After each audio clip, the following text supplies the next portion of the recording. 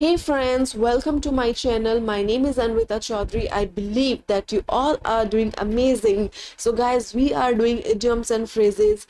We are doing 5 idioms every single day, which are very important for your competitive exams or day-to-day life as well. So let's start, guys. 1.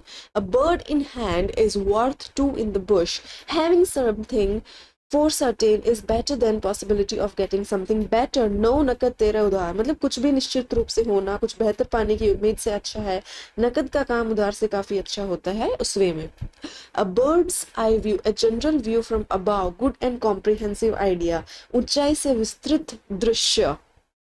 A blessing in disguise, an apparent misfortune that eventually has good results. Something that seems bad turns out to be good. दुख के भेष में सुख. Alright? A blue-eyed boy, one who is favorite, जो सबका favorite होता है.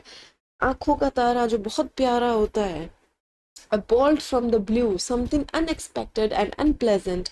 A complete surprise. इसको बोलते हैं हम आकस्मिक घटना. So guys, thank you so much for watching my video. I hope you liked it. If you liked it, please share and subscribe my channel. Thank you so much.